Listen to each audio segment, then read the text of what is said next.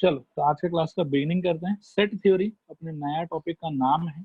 आज का डेट हो गया अपने 4/6/2020। किसी को आइडिया है कि सेट थ्योरी का क्या मतलब होता है? पहले कभी सुना हो, पढ़ा हो? Any idea? रिस्पॉन्ड करो।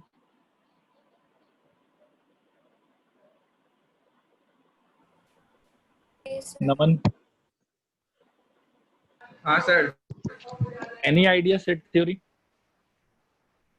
हाँ सर, आइडिया तो है सर। सेट थ्योरी वो हो गया, मतलब कोई भी एक कलेक्शन को आप एक सेट के फॉर्म में कैसे लिखते हैं, सेट बिल्डर फॉर्म या रोस्टर फॉर्म में। ओके, महक बेटा आप कुछ ऐड करना चाहोगे? What do you mean by set theory? Set of elements particular order में। Set of elements particular order में। चलो ठीक है, एक एग्जांपल से शुरू करते हैं चैप्टर को। ठीक है, मैं बोलता हूँ, ऐसा बताओ, list of famous people, list of, थोड़ा लिमिट कर देते हैं, 3 फेमस पीपल ऑफ वर्ल्ड। ठीक है, ये एक कलेक्शन होगा। ठीक है, obviously list of 3 famous people of world. मैं 2-3 अपॉर्चुनिटी दे देता हूँ। अभिलाषा बेटा अनम्यूट करो, अपने हिसाब से 3 फेमस आदमी का नाम बताओ। Sir Donald Trump. Donald Trump, ये तो आना ही था। Very good. और दूसरा बताओ।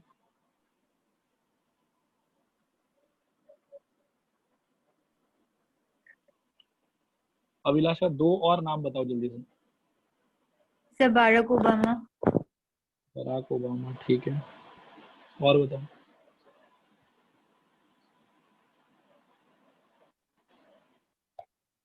और किसी का भी इसका ले लो, नाम सलमान खान का ले लो।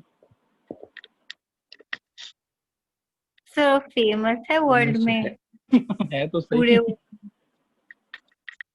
बोलो, किसी का भी ले लो। मैं बस कुछ एक पॉइंट है वो एक्सप्लेन करना चाहता हूँ, जिसके लिए मैं चाहता हूँ कि आप 3 लोग का लिस्ट तो दो मेरे को। Donald Trump, Narendra Modi. मोदी जी का नाम आ गया, नरेंद्र मोदी। नमन, हाँ सर। नमन 3 आदमी का नाम बताओ। 3 आदमी, जनरल आदमी, कैसा आदमी? नहीं नहीं, ये स्क्रीन पे लिखा हुआ बेटा, जो list of 3 famous people of the Virat Kohli. World. Virat Kohli, ठीक है। धोनी। और हाँ, MS Dhoni. Dhoni. MS Dhoni, okay. और बताओ। और बताए रोहित शर्मा। Rohit Sharma, very good. विनायक, हाँ सर। बताओ 3 आदमी का नाम बताओ। 3 आदमी। 3 फेमस आदमी, मतलब गरीब, बेसहारा, बेजान आदमी का नाम मत बताओ। Mark Zuckerberg. मार्क ज़करबर्ग, क्या बात। और बताओ। Elon Musk. Elon Musk, very good. और बताओ। Jeff Bezos. Jeff Bezos, Steve jobs. Steve jobs, मतलब वो फिर नया लिस्ट बनाना पड़ेगा। ठीक है, स्टीव जॉब्स। और बताओ।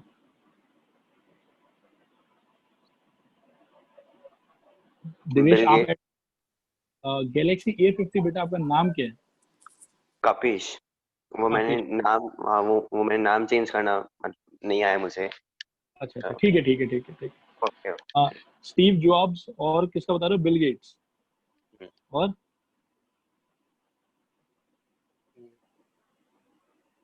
सर काफी। सुंदर पिचाई। सुंदर पिचाई, देवांशी की तरफ से। चलो ठीक है, सुंदर पिचाई। मैं भी सोच रहा था कि इंडियन का भी लिख देते हैं, सब इंडियन इतना बेकार थोड़ी है। देखो, ऐसा है कि अब इसमें ऑब्जर्व करो कि हुआ क्या। मैंने बोला कि 3 आदमी का लिस्ट दो, और सारा आदमी बिल्कुल अलग अलग लिस्ट दे रहा था। ठीक है, अब मैं एक लिस्ट और मांगता हूं आप लोग से, देखना कि ये लिस्ट सबका सेम आएगा। List of last 3 prime minister of India. बता सकता है कोई कौन कौन है?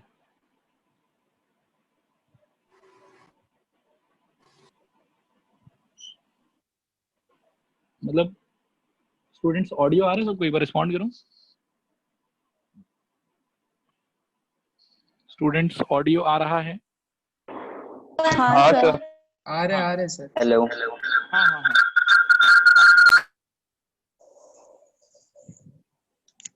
हाँ सर मेरा ऑडियो आ रहा है क्या? हाँ देवेश, आपका ऑडियो आ रहा है। आप शायद दो सिस्टम से घुसे हो क्या? ईयरफोन यूज करो, लैपटॉप अगर यूज कर रहे हो तो बहुत ज्यादा सर डिस्टरबेंस फर्स्ट आ रहा वाला है। लैपटॉप से ही कर रहा था, काम नहीं कर रहा। तो फर्स्ट वाले को एक बार आप वो करो, म्यूट करो आप खुद को। Okay sir. हाँ अभी थोड़ा कंफर्टेबल है। अच्छा हाँ, तो मैं क्या कर रहा था कि list of last 3 prime minister of India, मतलब अभी करंट वाले को इंक्लूड करके, तो एक तो अपने नरेंद्र मोदी जी हो जाएंगे, ठीक है। नेक्स्ट होंगे मनमोहन सिंह, और उसके पहले से शायद अटल बिहारी वाजपेयी, हाँ ठीक है। अब देखो कि ये जो सेकंड कलेक्शन मैंने आप लोगों से मांगा, अब इसमें मैं किसी से भी पूछ लूं, अगर आपका जीके थोड़ा सा भी ठीक ठाक है तो आप लिस्ट मेरे को सेम ही दोगे। You can not give me different list, है ना, फिक्स है ये वाला लिस्ट। लेकिन ऊपर वाला लिस्ट जो था वो थोड़ा सा वेग था, थोड़ा एम्बिग्यूटी था वहां पे, कि अलग अलग आदमी का अपना अपना विचारधारा अलग अलग हो सकता है, और उसकी वजह से लिस्ट भी अलग अलग आएगा। क्या ये डिफरेंस आप लोगों को समझ में आया पहले वाले कलेक्शन में और दूसरे वाले कलेक्शन में? हाँ सर। मतलब first collection will vary from person to person. अलग अलग आदमी से जब मैं पूछूंगा कि बताओ इस लिस्ट में क्या भरना है, तो वो मेरे को अलग अलग नाम बता देगा। और सेकेंड वाला लिस्ट जो है वो पर्सन टू पर्सन वेरी नहीं करेगा। किसी भी आदमी को मैं पूछूं, अगर जीके ठीक ठाक है उनका, तो वो आराम से मेरे को यही 3 नाम बताएंगे। Either they will tell me these 3 names, और दे विल टेल मी कि नहीं पता ही नहीं, आप खुद पता कर लीजिए। क्या ये बात क्लियर है सबको? रिस्पॉन्ड करो हाँ या ना। हाँ सर। हाँ सर। तो अब मैं फॉर्मल डेफिनेशन ऑफ सेट जो है वो मैं एक बार स्क्रीन पे लिखता हूँ, और फिर हम लोग दोबारा इस एग्जाम्पल पे आएंगे, ठीक है। आप लोग ध्यान से इस डेफिनेशन को देखो, ये डेफिनेशन में क्या लिखा जा रहा है, ठीक है। इस डेफिनेशन लिखा जा रहा है बेटा, a collection of well defined objects, well defined objects is called set. यहाँ पे ये वर्ड वेल डिफाइंड बहुत इंपॉर्टेंट है। The word well defined means that there is a definite rule on the basis of which we can decide whether an object is in the collection or not. Full stop. Generally,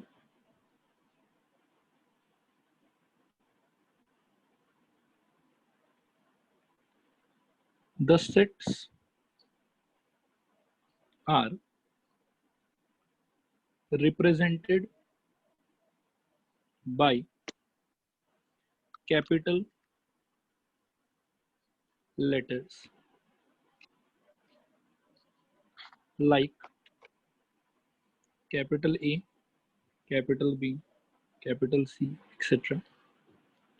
फिर if an object small a is in set capital E, then we write small a epsilon capital A, और इसको पढ़ा जाता है कि A belongs to A, the small a belongs to set capital A, ऐसा पढ़ा जाता है इसको।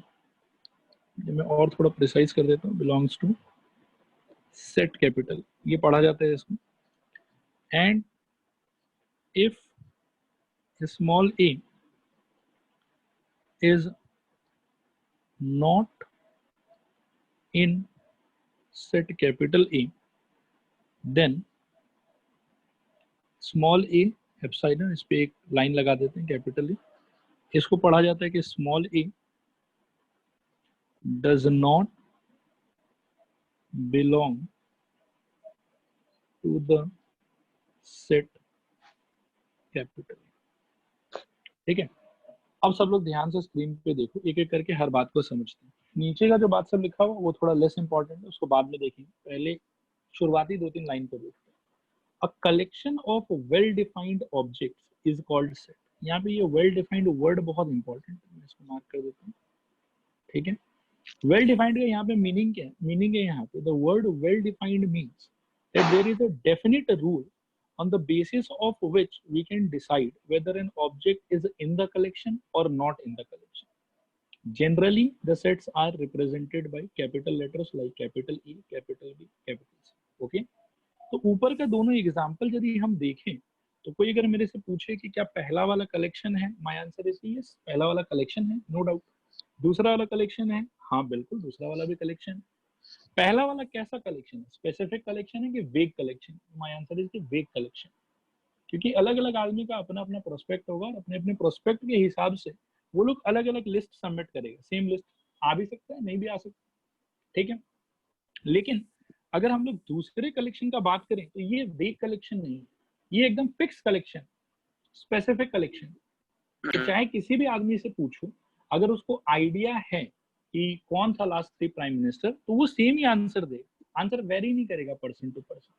तो ऐसा कलेक्शन जिसमें पर्सन टू पर्सन आपका जो ऑब्जेक्ट्स ऑफ द कलेक्शन है वो वेरी ना करे, ऐसे कलेक्शन को बोला जाता है सेट।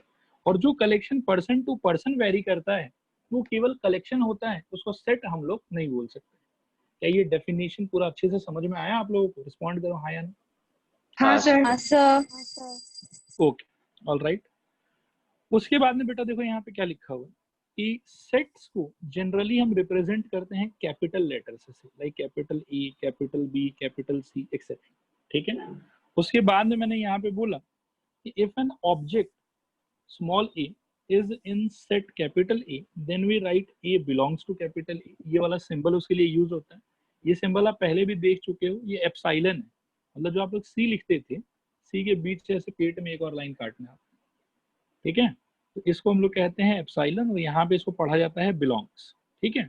तो अगर स्मॉल a जो है वो कैपिटल A का ऑब्जेक्ट है तो उसको हम लोग बोलेंगे A बिलोंग्स टू A, और अगर वो ऑब्जेक्ट नहीं है तो सिंबल ऐसा यूज होगा कि A does not belongs to capital, ये वाला उसका सिंबल यूज होगा, ठीक है। एक एग्जांपल से इसको समझ लेते हैं और फिर हम लोग आगे बढ़ेंगे। सपोज करो कि capital A was representing set of all the vowels. ये मैंने ऐसे वर्बली एक सेट को डिस्क्राइब किया कि कैपिटल A क्या रिप्रेजेंट कर रहा है, set of all the vowels. तो इसके अंदर में बहुत ही इजीली शायद आप लोग आइडेंटिफाई कर सकते हो कि कौन सा एलिमेंट होगा और कौन सा एलिमेंट नहीं होगा। तो कैपिटल A इक्वल टू, मैं अगर लिखना चाहूँ तो small a, E, I, O, U। अब ये वाला रिप्रेजेंटेशन कैसे आया वो भी अगले हेडिंग में आप लोगों को पता चल जाएगा। जैसे यहाँ पे एक बात मैं एक्सप्लेन करना चाहता हूँ, उसके लिए एग्जाम्पल मैंने लिया। कैपिटल A क्या है? यहाँ पे सेट है किसका? वावल्स का। तो कैपिटल A के अंदर में क्या क्या होगा, ये सारा एलिमेंट जो स्क्रीन पे लिखा हुआ है ये होगा। अब अगर कोई मेरे से पूछे कि स्मॉल a और कैपिटल A में क्या रिलेशनशिप होगा, तो मैं बोलूंगा कि बिलोंग्स का रिलेशनशिप होगा। लेकिन अगर कोई मेरे से पूछे कि स्मॉल b और कैपिटल A में क्या रिलेशन होगा, तो माय आंसर विल बी कि does not belongs to the relation, क्योंकि वो नहीं है इसके अंदर में, वो इसका पार्ट नहीं। क्या ये दोनों सिंबल का यूज सबको समझ में आया? बताओ जरा हाँ या ना। हाँ सर। हाँ सर। ओके, उसके बाद में एक और इम्पॉर्टेंट बात यहाँ पे नोट डाल के मैं बताता हूँ आप लोगों को, इस सेट से रिलेटेड एक और इम्पॉर्टेंट बात है। Number 1, while writing a set, order of element does not matter, does not matter. ये बात अपन याद रखें, बहुत इंपॉर्टेंट बात है। while writing a set, element का ऑर्डर जो वो मैटर नहीं करेगा। फॉर एग्जाम्पल, ये जो ऊपर अपन ने लिख रखा है capital A is equal to A E I O U, इसको कोई विद्यार्थी चाहे तो ऐसे भी लिख सकता है E O U I A, कोई फर्क नहीं पड़ता। मतलब आप चाहे A E I O U लिखो, E O U I A लिखो, ये ऑर्डर को और चेंज कर दो, आपको जैसे मन है लिखो। बस ये है कि ये पांचवा आदमी अंदर लिखा हुआ होना चाहिए। कौन आगे लिखा हुआ है कौन पीछे लिखा हुआ है, इन सब बातों से कोई फर्क नहीं पड़ेगा। क्या ये पॉइंट समझ में आया? सबको रिस्पॉन्ड करो हाँ या ना। हाँ सर। हाँ सर। हाँ सर। सेकंड पॉइंट बेटा ये है कि we write only distinct elements in a set, ठीक है। For example, say capital A is equal to letters of the word school, ठीक है। अगर ऐसा होता है कैपिटल A, तो उस सिचुएशन में A के अंदर में आप लोग को एक बार ऐसा लग सकता है S, C, H, O, L ये होना चाहिए, but I will say this is wrong, ठीक है। राइट क्या होगा? राइट ये होगा A is equal to S C H O L। देखो ये समझ में आया कि नहीं आया? मतलब एक ही एलिमेंट को अगर वो सेम एलिमेंट है दो बार है तो उसको सेट के अंदर लिखते समय उसको एक ही बार काउंट करो, 50 बार काउंट करने का मतलब नहीं बनता। ये समझ में आया आप लोग? हाँ सर।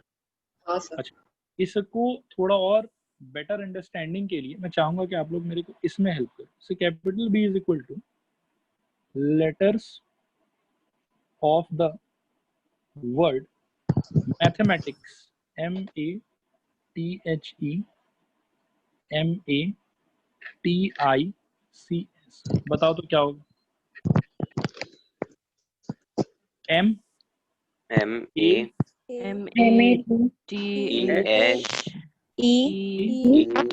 तो दोबारा नहीं आएगा,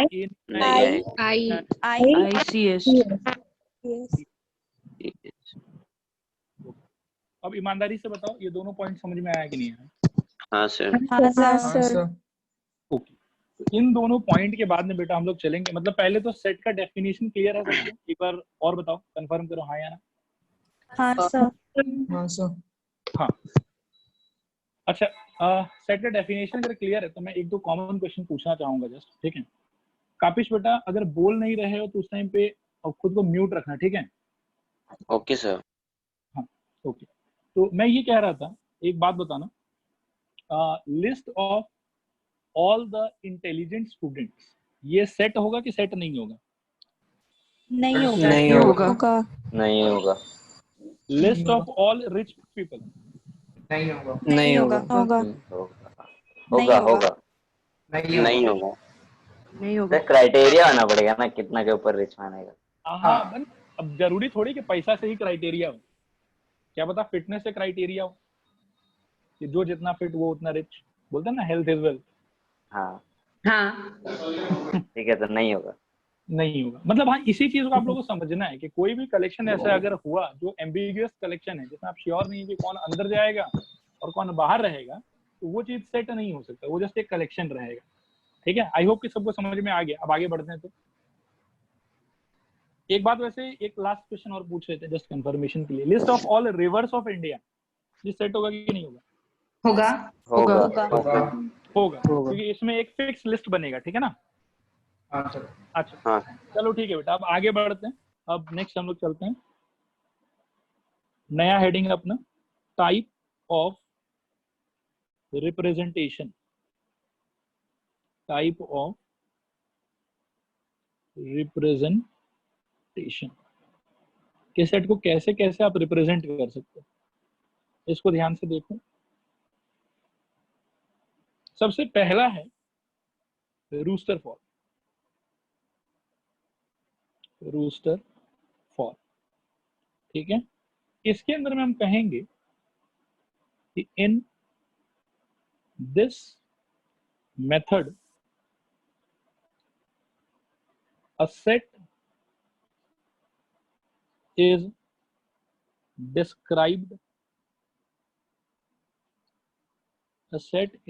described by listing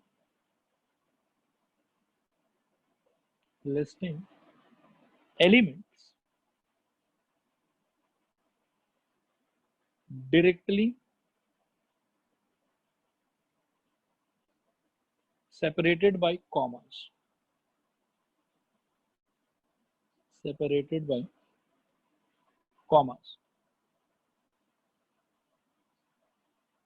Within braces. Braces मतलब ये दोनों, ठीक है। और स्पेसिफिकली यही ब्रैकेट यूज करना, मतलब आप अगर कभी ऐसा सोचो कि आज हमको थोड़ा सा और सुंदर से लिखने का मन हुआ और ये वाले सेट को कैपिटल ए इक्वल टू ऐसा लगा दी कि ए ई आई ओ यू, तो टीचर जो है वो इसको काट देगा। अब उसको कितना भी समझा लो कि सर हम तो खाली सुंदर करने के लिए ब्रैकेट चेंज कर दिया था, उसे काम नहीं बनेगा। ब्रैकेट एग्जैक्टली यही वाला होना चाहिए। तो इसका तो ऑलरेडी हम लोग एग्जाम्पल ले चुके हैं। ये देखो, ये समझ में आया सबको? हाँ सर। हाँ सर। हाँ सर।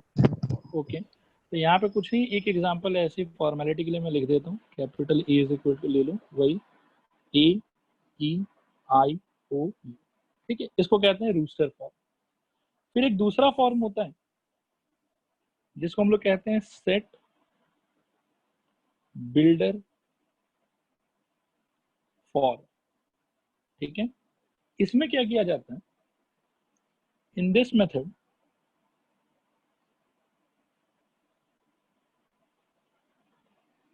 we take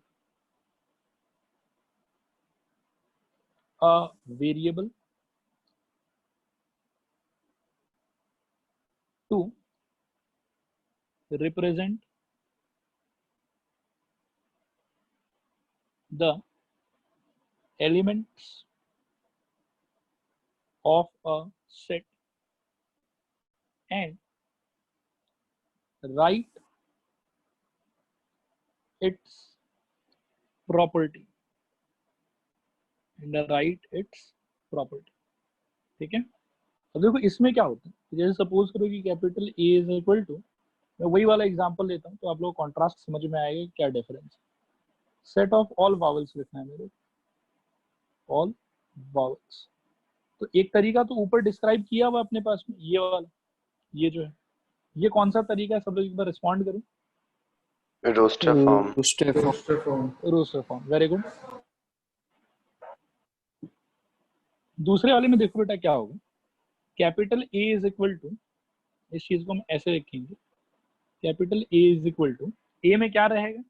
ए में एक्स रहेगा, ठीक है। फिर एक डंडी देंगे वर्टिकल, ऐसा डंडी।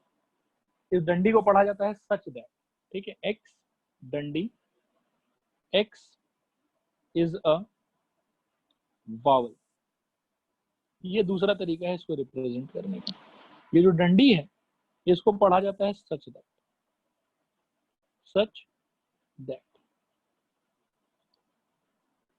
कई बार डंडी के जगह ये रिप्रेजेंटेशन भी आपको मिल सकता है, जो रेशियो वाला सिंबल है इज टू का, वो भी यूज होता है। X is to, x is a vowel.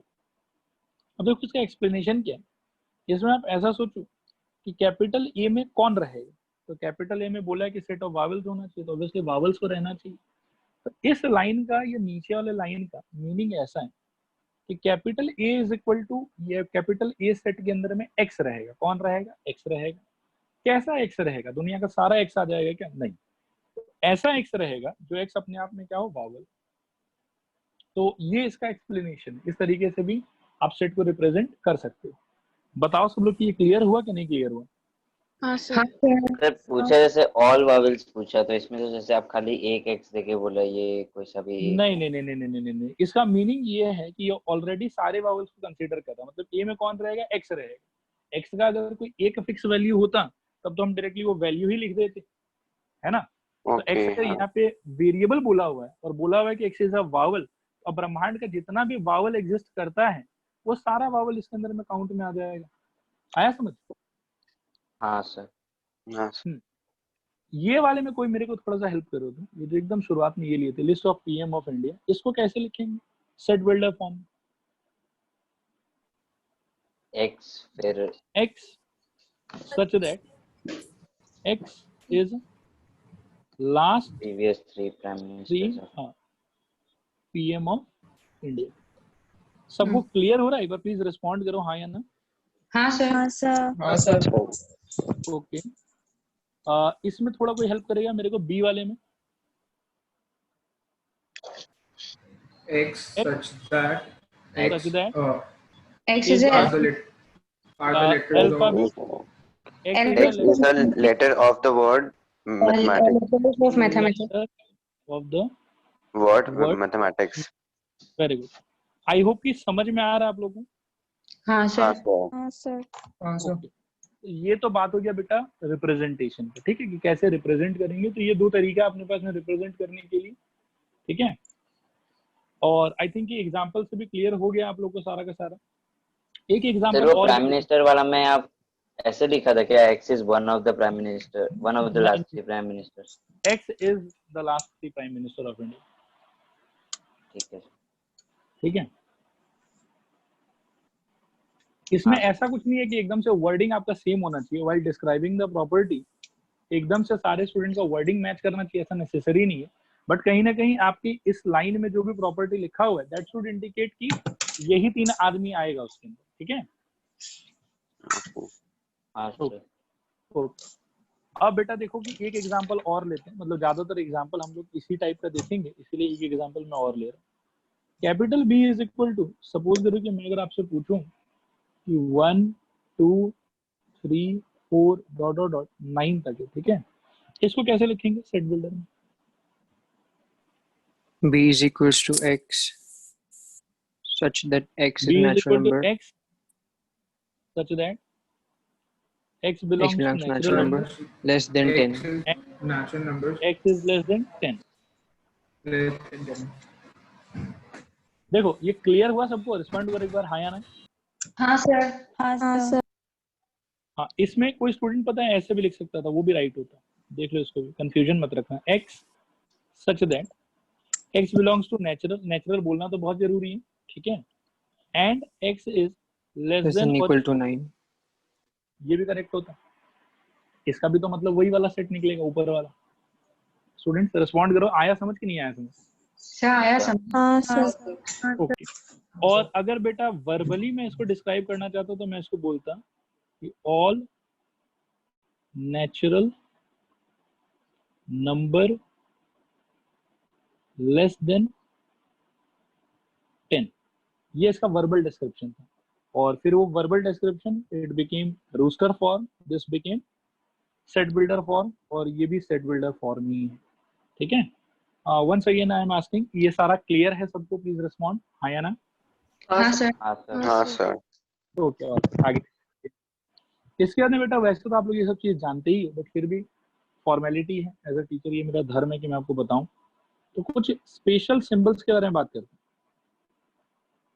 Special symbols, अब ये स्पेशल सिंबल्स क्या है, इनको कुछ लेटर्स हैं जिनका हमेशा एक मतलब क्या है कि कॉमन अंडरस्टैंडिंग होगा कि ये लेटर दिखेगा तो हम यही वाला बात सोचें। तो उन लेटर्स को मैं अभी लिस्ट करूंगा और कौन से लेटर का क्या मीनिंग होगा मैं वो बात आप लोग को एक्सप्लेन करूंगा, और ये आप लोग को याद रखना। एन शायद आप लोग जानते हो, बताना जरा क्या होता है? Natural numbers. Natural numbers, very good. Natural numbers के अलावा बेटा जेड बताओ, जेड क्या होता है? Integers. इंटीजर्स। इंटीजर्स। अच्छा, इंटीजर्स के लिए और कोई सिंबल होता है? I.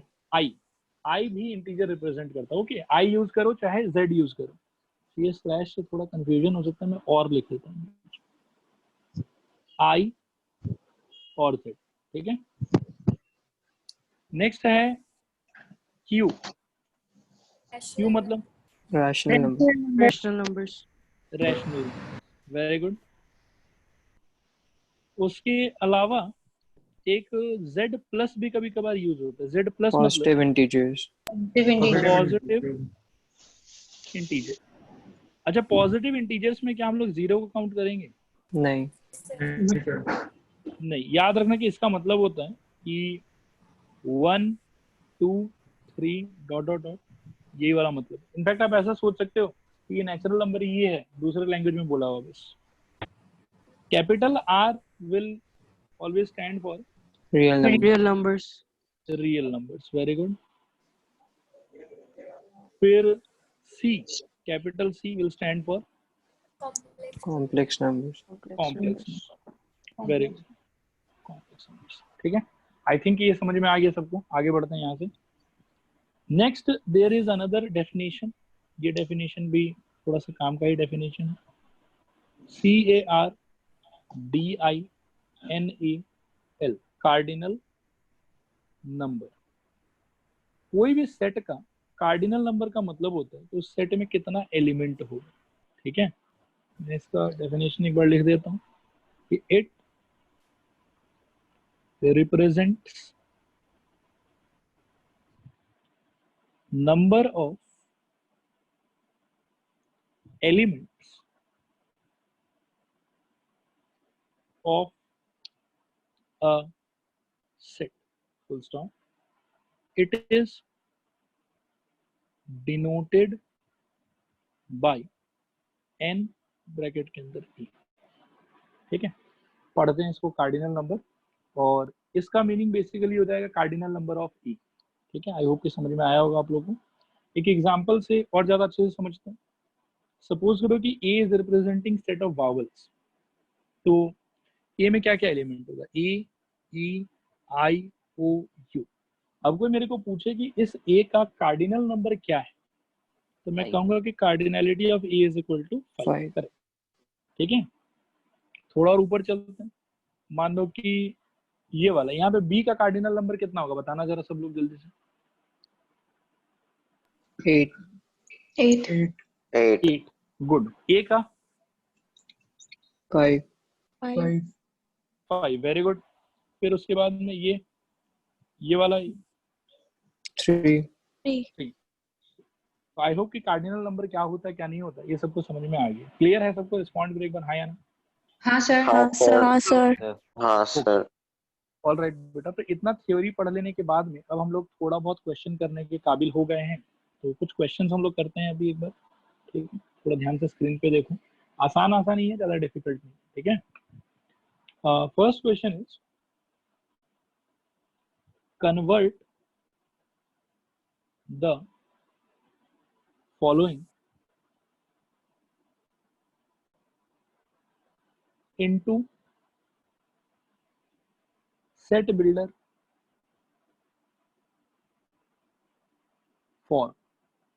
आपको सेट बिल्डर फॉर्म में इनको कन्वर्ट करना है। ठीक है, नंबर 1 इमेजिन करो, आसान सा ही लेते हैं कुछ। Capital A is equal to से -1 0 1 2 3 4 5। बताओ तो इसका क्या होना चाहिए? A is equal to x A is equal to x such that x belongs to z. such that x belongs to z X is greater than equal to 1 and less than equal to 5. and x is greater than equal to -1 and less than equal to 5. Less than equal to 5। क्या सब लोग सहमत हैं विनायक के इस बात से? Respond करो हाँ या ना। हाँ सर। हाँ सर। हाँ सर हाँ सर अच्छा, किसी स्टूडेंट को कोई दूसरा आंसर है? अगर आप कंफर्म कराना चाहो तो सर मेरे हिसाब से ये होना चाहिए।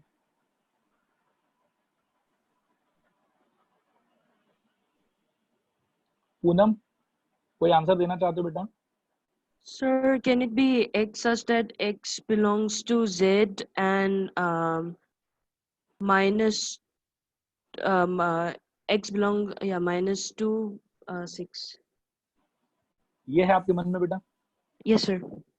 यस बेटा, this is also absolutely right, कोई दिक्कत नहीं, this is Okay, also correct. Okay, अच्छा सब लोग को समझ में आया कि देखो दो आंसर हो सकते हैं, तो दोनों आंसर ही राइट होगा।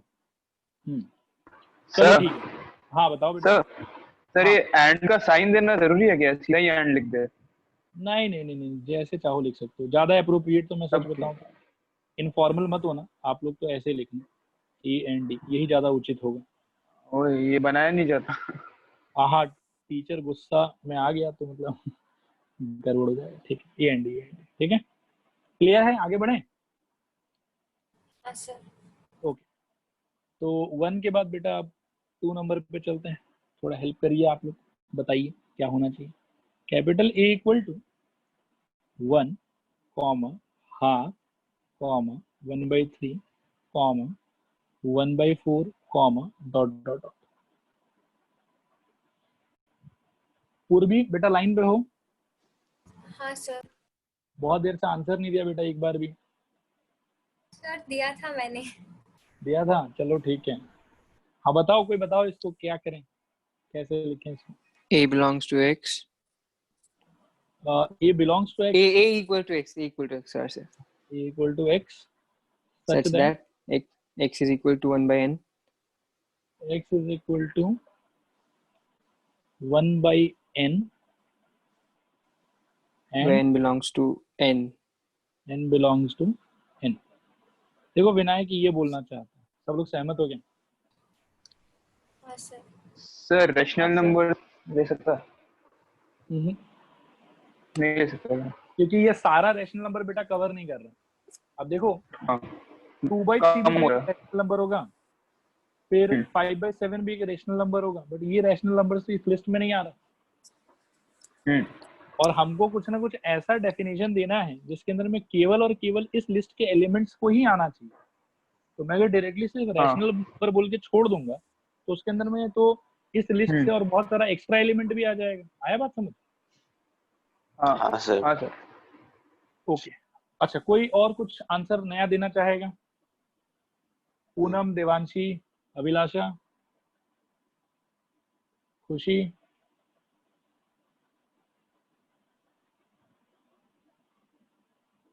ठीक है, मैं एक बार और पूछता हूँ, क्या ये आंसर सबको क्लियर है? प्लीज रिस्पॉन्ड करो हाँ या ना। हाँ सर। हाँ सर। हाँ sir. All right, very good. Number 3, थोड़ा सा यहाँ पे हम लोग अब अच्छा क्वेश्चन लेंगे। कैपिटल ए इक्वल टू से 2, 5, 10, 17, 26। बता क्या होना चाहिए? A is equals to X. X Such that X is equals to N square plus 1. Hmm, N is equal to N is greater than equal to 1, less than equal to 5. n square plus 1 comma, and n belongs to natural numbers. हाँ n belongs to natural भी बोलना पड़ेगा, and n का जो value है वो 1 से लेके 5 के बीच में होना चाहिए। देखो ये आंसर सबको समझ में आया? रिस्पॉन्ड करो हाँ या ना। हाँ सर। हाँ, मतलब आपको नंबर के बीच में एक ट्रेंड, एक पैटर्न नोटिस करना पड़ेगा जिसको आप in the form of equation represent कर सको। विंसर में बहुत ज्यादा डिफिकल्ट नहीं आएगा, ठीक है, डोंट वरी। थोड़ा बहुत इस टाइप का जैसा मैं लिख रहा हूँ ऐसा आ सकता है कि स्क्वायर पूछ लिया या स्क्वायर प्लस 1 पूछ लिया, उस टाइप का। मैं एक बार और पूछता हूँ, क्या सभी लोगों को ये आंसर क्लियर हुआ? प्लीज रिस्पॉन्ड हाँ या ना। हाँ सर। हाँ सर। हाँ सर। अब 1-2 क्वेश्चन और लेंगे, इस बार ये सारा आसान क्वेश्चन है, ठीक है। अब इस बार विनायक आप किसी और को थोड़ा सा चांस दो, नहीं तो बाकी लोग सोचेंगे बस विनायक ही बोलता रहता है, हम लोग तो कुछ बोलते ही नहीं। ए इक्वल टू 2, 3, 5, 7, 11। सबके पास में 30 सेकेंड चांस है, उसके बाद में मैं दोबारा विनायक को ही चांस दूंगा। कैपिटल ए इक्वल टू क्या लिखें?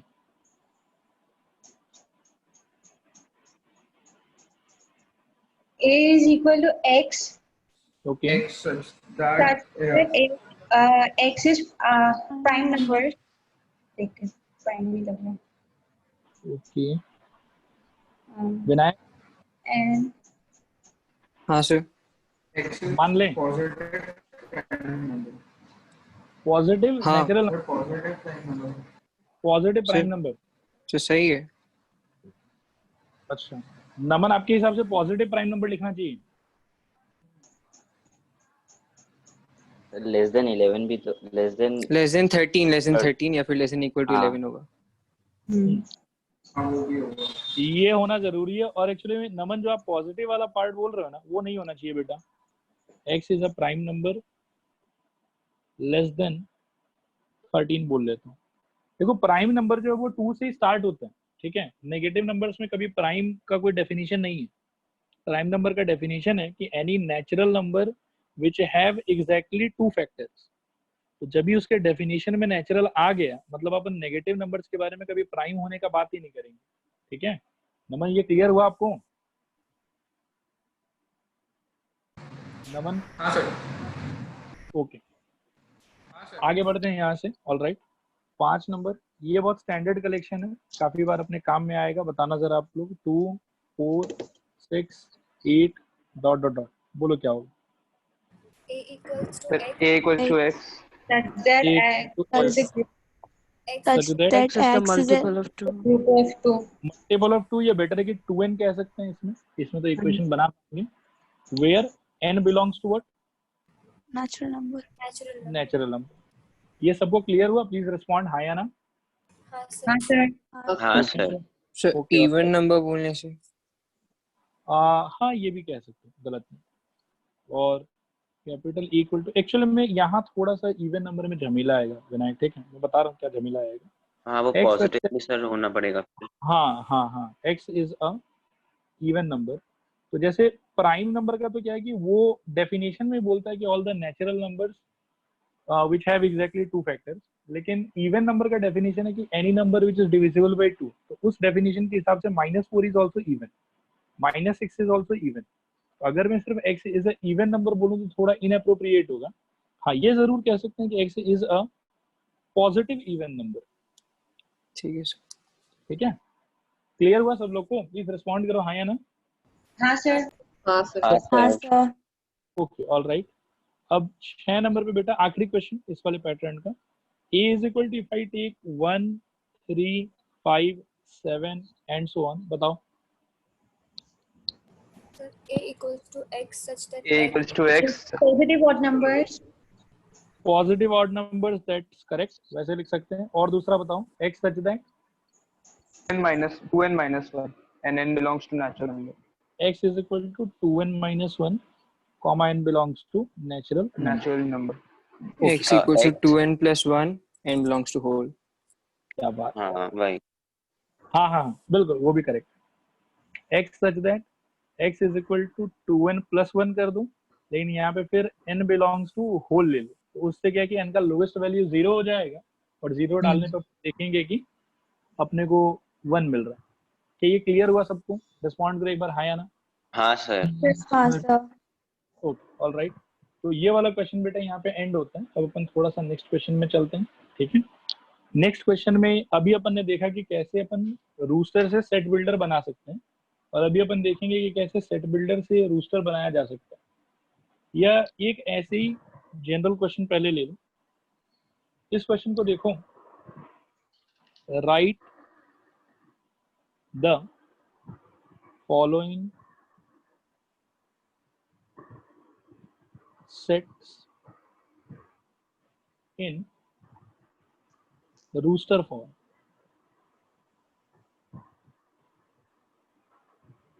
ठीक है। नंबर 1, ये इंपॉर्टेंट है। हाँ, शायद ये सब एनसीईआरटी में है, मेरे को अच्छे से तो याद नहीं, बट होना चाहिए। Number 1, capital A is equal to set of all positive factors of 24। तो जल्दी से हेल्प करो, तो क्या होना चाहिए? Sir, 2. 1 2 4 2 6 3 1 2 8 3 4 3, 6 4, 8 12 12 24 24. 24। और अगर ये पॉजिटिव वर्ड यहाँ पे नहीं होता तो क्या होता? सिर्फ प्लस माइनस हो जाता सबके आगे। सबके आगे प्लस माइनस हो जाता। क्या ये सारे स्टूडेंट लोग को समझ में आया? Please respond. हाँ हाँ सर. हाँ सर। हाँ सर। ओके, ठीक है। फिर अब देखो, सेट बिल्डर से रूस्टर का जो कन्वर्जन है वो इतना ज्यादा पूछा नहीं जाता, ठीक है। लेकिन एनसीईआरटी जब आप लोग सॉल्व करोगे तो ये सब बहुत ज्यादा आसान क्वेश्चन मिल जाएगा आप लोगों को, ठीक है। अब अपन थोड़ा सा थ्योरी को और आगे बढ़ाते हैं। मेरे को पहले एक बार सब लोग कंफर्म करो, यहाँ तक का थ्योरी सबको 100% क्लियर है? प्लीज रिस्पॉन्ड यस और नो। हाँ हाँ सर। सर। ओके, अब बेटा थोड़ा सा आगे चलते हैं। अभी तक अपन ने क्या पढ़ा है? अपन ने पढ़ा है डेफिनेशन ऑफ सेट, फिर अपन ने पढ़ा है टाइप ऑफ रिप्रेजेंटेशन कि एक सेट को आप किस किस तरीके से रिप्रेजेंट कर सकते हो। And now we are about to study types of sets. अभी तक रिप्रेजेंटेशन का टाइप पढ़ा है, लेकिन अब थोड़ा सा पढ़ेंगे हम लोग type of set. TYP of set. Set का कुछ स्पेशल फॉर्म सब है, वो सारा स्पेशल फॉर्म सब हम लोग देखेंगे एक एक करके। Type of set. Type of set में सबसे पहला है बेटा नल सेट। नल सेट का एक और नाम है जिसको हम लोग कई बार एम्प्टी सेट भी कहते हैं। एम्प्टी सेट, कई बार हम लोग इसको वॉइड सेट भी कहते हैं। वॉइड सेट, ठीक है। और इसका मीनिंग होता है कि अ set having no elements, no elements, full stop. It is denoted by, एक ये सिंबल है, इसको पढ़ते हैं हम लोग PHI, फाई। क्या पढ़ते हैं बताओ? Phi. Phi, phi. Very good. Greek alphabet है ये। एंड याद रखना कि फाई सिंबल का खुद का अगर ये एकदम ऐसे ही स्टेटस में लिखा हुआ रहे तो इसका मतलब होता है कि ब्रेसेस और अंदर में कुछ नहीं, मतलब खाली से। ये इस सिंबल का मतलब है, ऑफिशियल मतलब है। ये बात समझ में आया सबको? रिस्पॉन्ड करो हाँ या ना। हाँ sir. Okay, all right, very good. अब इसका कोई एग्जाम्पल दे सकता है?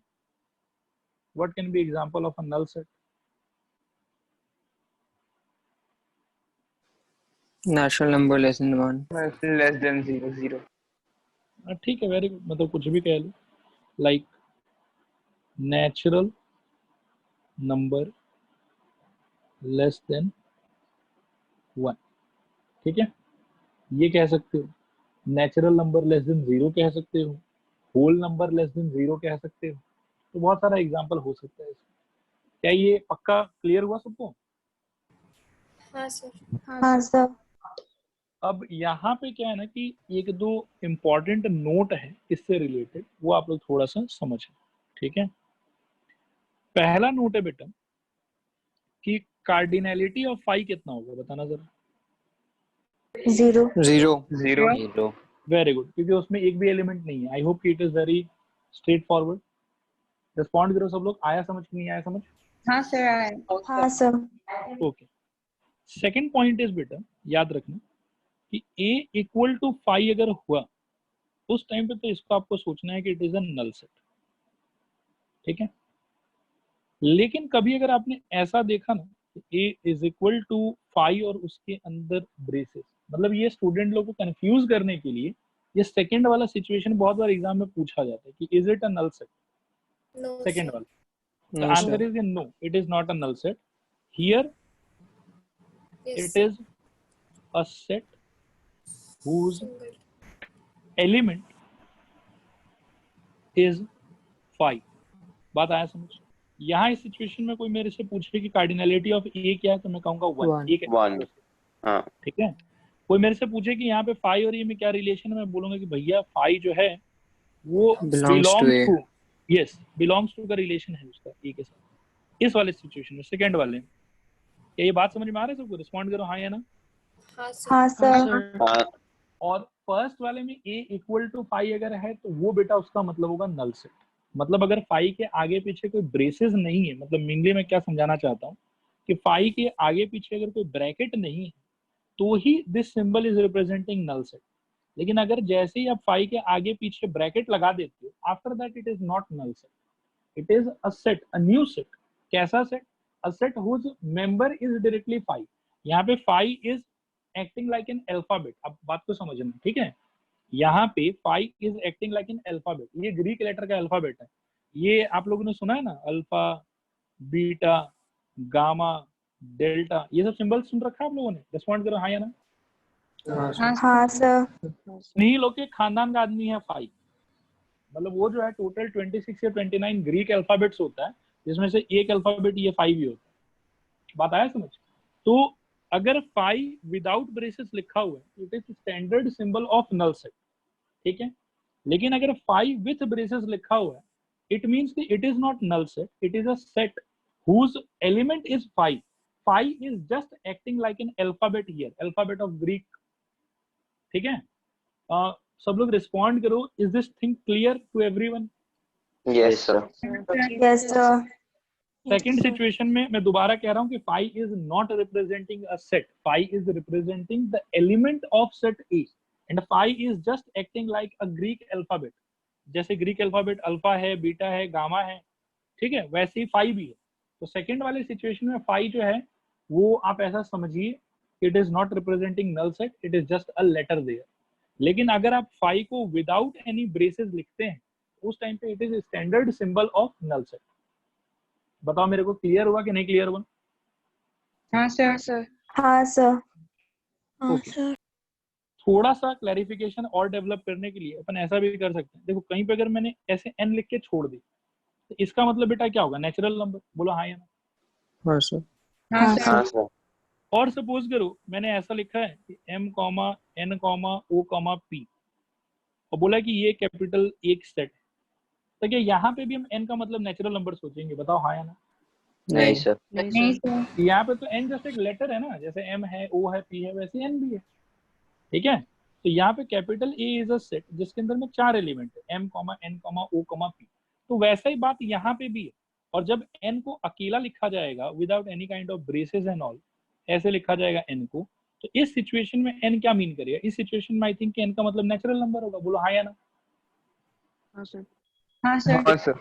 लेकिन ब्रेसेस के अंदर जब n चला गया तब वो नेचुरल नंबर नहीं है, तब वो जस्ट एक लेटर है n। Is it clear to everyone? Please respond. हाँ सर। हाँ सर। हाँ सर। तो आई थिंक कि फाई की इस कंफ्यूजन को मैंने once in for all settle कर दिया आप लोगों के लिए। अब आगे देखना कि इसमें डाउट आप लोगों को नहीं आना चाहिए, ठीक है। नेक्स्ट हम लोग देखेंगे 2 नंबर पे सिंगल टन सेट। पहला हम लोगों ने देखा नल सेट, दूसरा हम देखेंगे सिंगल टन सेट।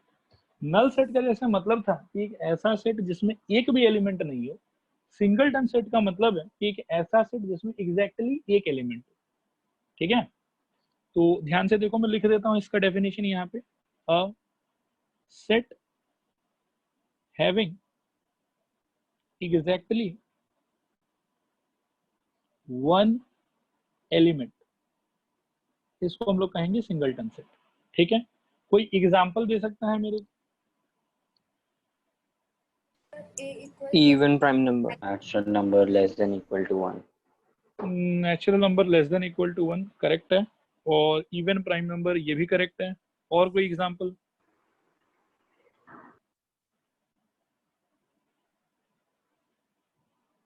बताओ। Odd prime number less than 5. Odd prime number less than 5, very good.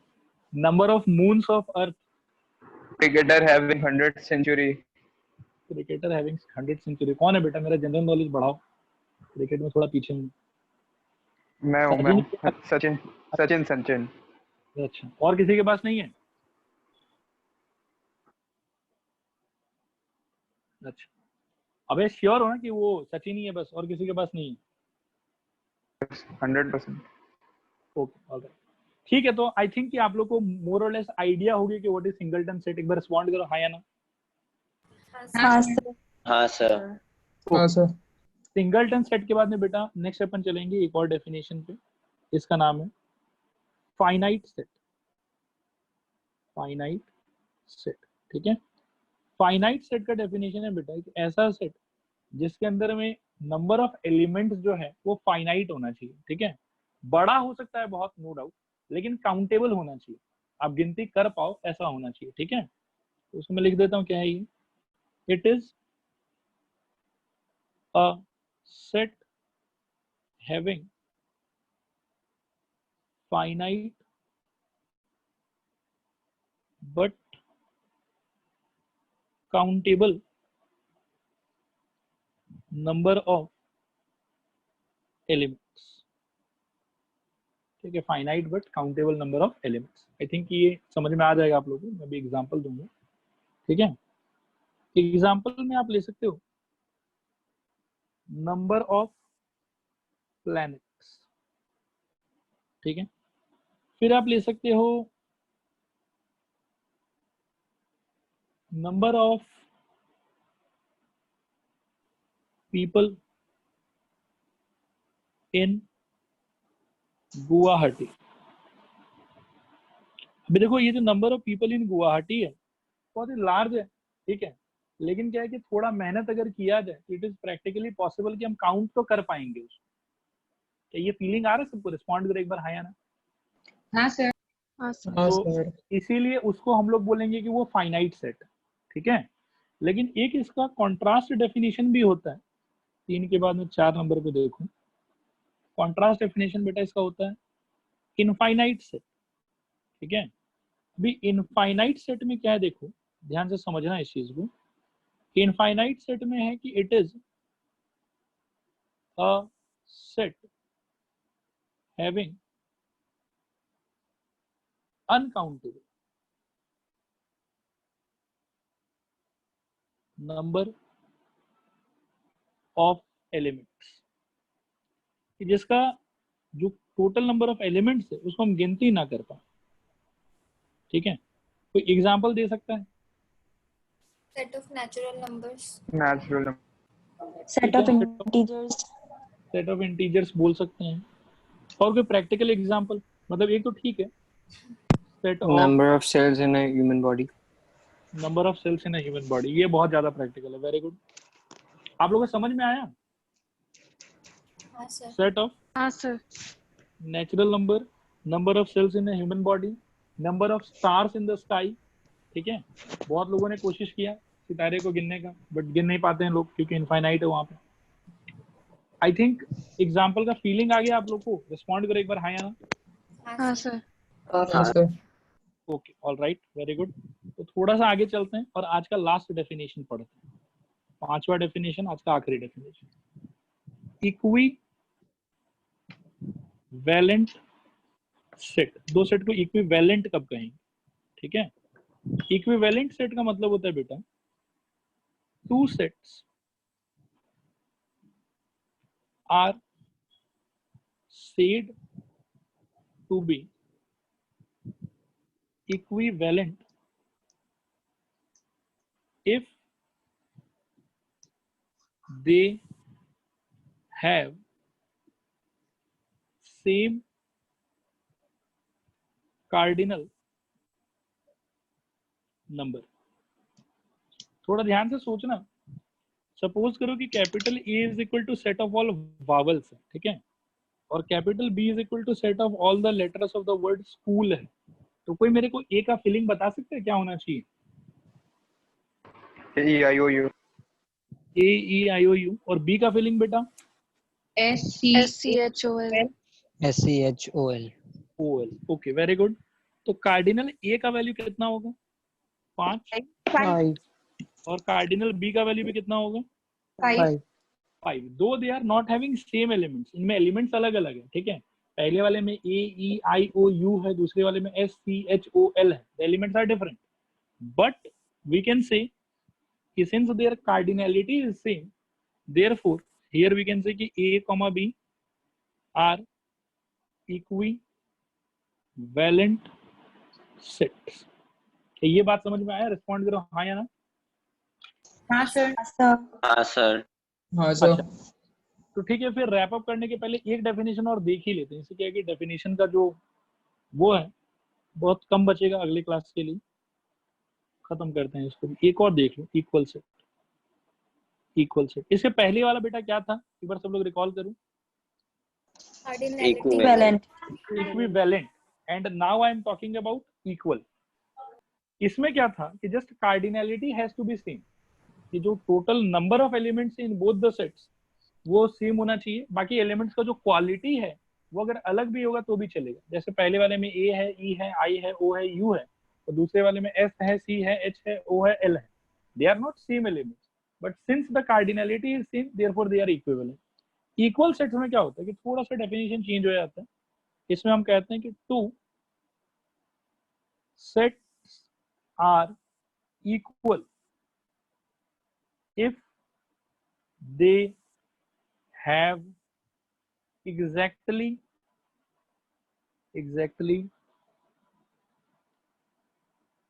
same elements। ठीक है, अब इसमें आप देख सकते हो, मान लो कि कैपिटल ए इक्वल टू कहीं पे लिखा हुआ है x such that x belongs to natural and x is less than equal to 4, और एक जगह लिखा हुआ है कि b is equal to x such that x belongs to whole, natural नहीं है लेकिन x is greater than 0 and less than equal to 4। तो लैंग्वेज वाइज तो दोनों बिल्कुल अलग अलग आपको फील हो रहा होगा, लेकिन एक्चुअली जब आप एलिमेंट्स को ढूंढोगे तो ए के अंदर में आपको क्या मिलेगा 1 2 3 4, ठीक है, और बी के अंदर में भी आपको क्या मिलेगा वही 1 2 3 4। देखो ये समझ में आया सबको? रिस्पॉन्ड करो एक बार हाँ या ना। हाँ सर। हाँ सर। मैं इसको थोड़ा सा ठीक कर देता हूँ, देखने में इनएप्रोप्रिएट लग रहा है। ये हो जाएगा x belongs to w comma x is greater than 0 and less than equal to 4, ऐसा हो, ठीक है। तो आप देखो कि a और b का डिस्क्रिप्शन तो देखने में मेरे को बिल्कुल अलग अलग दिखाई दे रहा था, लेकिन लास्ट में मैंने देखा कि जो एलिमेंट्स है दोनों सेट के अंदर में वो सेम है कि अलग अलग है, बताओ जल्दी से। सेम है। सेम, तो इसमें एलिमेंट्स भी सेम है तो इन लोग का कार्डिनलिटी भी सेम होगा, सब कुछ सेम होगा, तो यहाँ पे हम कहेंगे कि a and b are two equal sets, ठीक है। आई होप कि ये डेफिनेशन समझ में आया आप लोग को। रिस्पॉन्ड करें एक बार हाँ या ना। हाँ सर। हाँ सर। हाँ अच्छा, सर। एक मेरे मन में सवाल है बेटा, थोड़ा आप लोग बताना कि ट्रू होगा कि फॉल्स होगा, ठीक है। माय फर्स्ट स्टेटमेंट इज कि every equal set are also equivalent set, yes और no? Yes. True. Yes sir. Yes, True. sir. Yes, sir. Yes, very good. और every equivalent set is also equal set, False. False. No. False. जरूरी नहीं है, हो भी सकता है नहीं भी हो सकता है, जैसे यहाँ पे इक्विवेलेंट तो है लेकिन इक्वल नहीं है। क्या ये समझ में आया सबको?